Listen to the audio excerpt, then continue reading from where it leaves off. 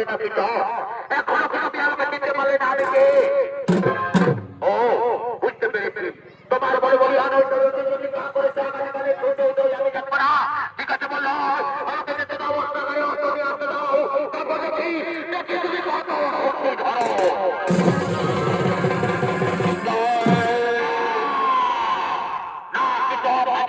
আমি তোমাকে কিছুতেই এই নৃত্যশালা থেকে বাইরে যেতে দেবো না।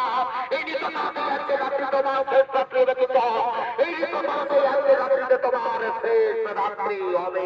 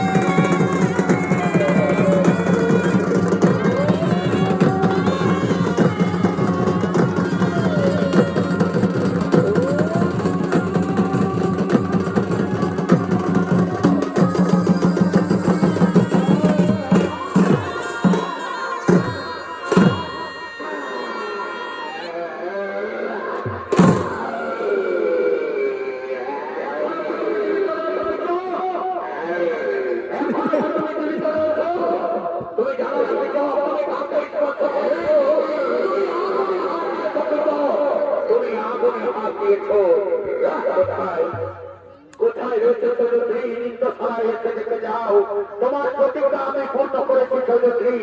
আগামীকালের সূর্য উদয় সূচক আর দেখবে না সৈন্যশ্রী, আগামীকালের সূর্য উদয় সূচক আর দেখবে না, আসবে না, আসবে না সৈন্যশ্রী। তুমি অভিমান করে আমার কাছ থেকে চলে গেছো। শোনো সৈন্যশ্রী, আমাদের যদি লক্ষ্য পূর্ণ হবে, যদি আমরা ফিরে যাবো না হবে, যদি দুর্গাধনের রক্ত দিয়ে আমি তোমার কেষ্ট করবো সৈন্যশ্রী, দুর্গাধনের রক্ত দিয়ে আমি তোমার কেষ্ট করবো। আমি আছি সৈন্যশ্রী।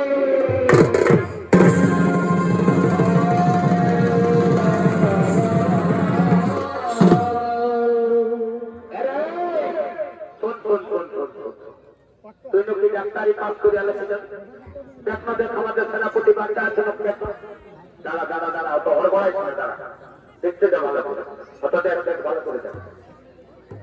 কোনো তো বুঝতে পারছি না কেমন ডাক্তারি পাস করলে ঘুরতে নাকি ওই কানে লাগাবার তো নাই কেন, ওই জন্য কোনো বুঝতে পারছি না। আগেকার দিনে মানুষ হাতটা ধরেই বলে দিত ভালো করে দেখ ভালো করে দেখ, ওই দেখি রে হাতটা উঠানো রে, হাতটা দেখি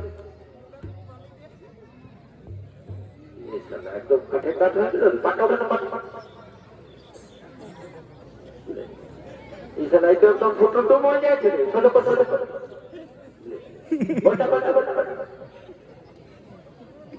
ছোট তো মরে গেল ছোট